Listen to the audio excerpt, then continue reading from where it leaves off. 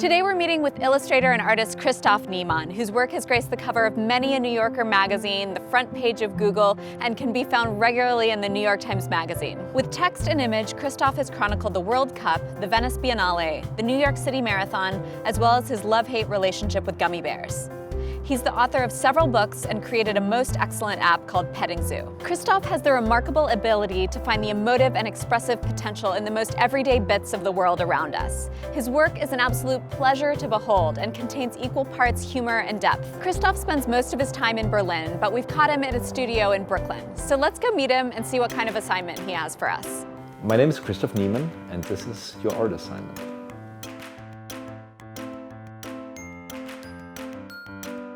You know, the first thing you draw when you're a kid, you draw people. It's the most fascinating thing. There's nothing greater than a face with like emotion. You can do something smiling or weeping, and this is great, and it's like the most direct way, I think, to communicate emotions.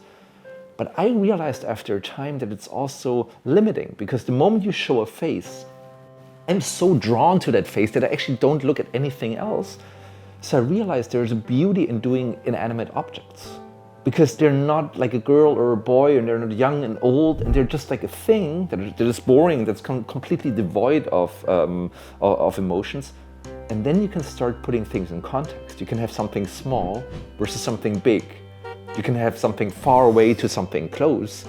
And if this is only a building or a car or a leaf or a piece of fruit, then all of a sudden you can create tension in a very pure way, I think in a way that you could never really achieve with people. Because the moment you have a person in there, you think, who is this? Like, is she beautiful? Is she like smart? All these things are starting to kind of blur this picture. So I think inanimate objects are great because they're so pure, and they give you the chance to use them as like actors and put them into context and tell very like precise and I think really beautiful stories. I started working much more with photography recently because it's a fascinating medium. You can also often do things that are more objective. The moment I draw a chair, it's my chair, it has my handwriting. The moment I photograph a chair, it feels more like it's from real life. Drawing always exaggerates or simplifies, and sometimes a photo of a chair just gives you a lot of kind of like background meaning to kind of like ease you into the story. So the assignment is called Emotional Furniture, and you have to do 3 photos, and each of the photos should convey one emotion. The first one, envy, the second one, melancholy, and the third one, confidence. And the elements that should convey that emotion should be pieces of furniture.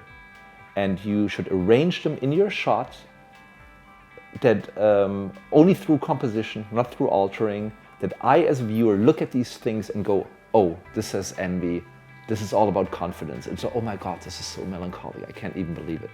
That's your assignment. Christoph's assignment for me really emphasizes the absolute tyranny of the human figure in art.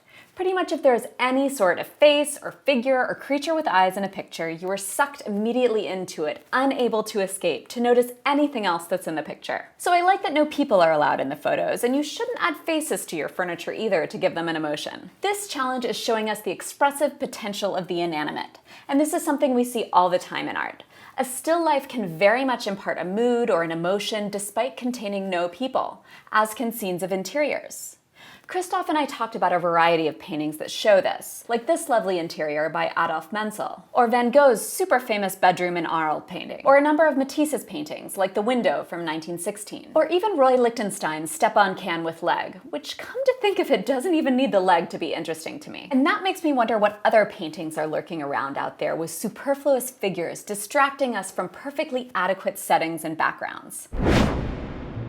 Let's take the well-known 1942 painting Nighthawks by Edward Hopper. Hopper was an absolute master at creating a mood, and is talked about as capturing the ethos of wartime and post-war American culture. Your attention probably goes right to the figures, but what about those fantastic other items? Look at the attention paid to the coffee urns, the salt and pepper shakers, the cash register in the shop across the street. I would argue that the emotion of this scene would be just as strong without the figures, letting the setting, the furniture, the lighting, and the perspective communicate the emotion sensations of loneliness, distance, and numbness. There are figures in a lot of Hopper's works, like this one from a couple years earlier. You definitely want to figure out what's going on between these two, but for me, the impact of this picture is in the artificial lighting, the somewhat awkward arrangement of furniture, and the angled viewpoint. With this painting and Nighthawks, there's something distinctly human-like about the furniture and something furniture-like about the humans. They are all props for the artist's arrangement, coalescing into place and creating strongly evocative scenes.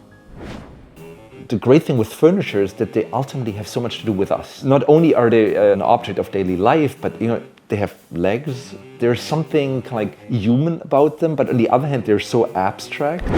I think for this assignment, there should be no altering, there should be no painting, no signs, no type, and really the idea is to work with the object as one, and as a tool, instead of paint and type, use scale, use arrangement, composition, like how far do I put something?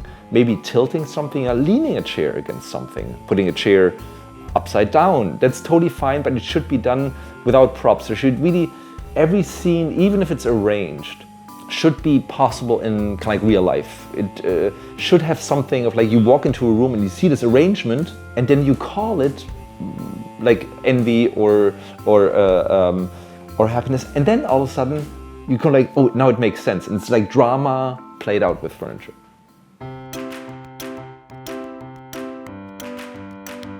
I work here, I sleep here, and I work here, and I make coffee. So it's like the essentials of life happen right here.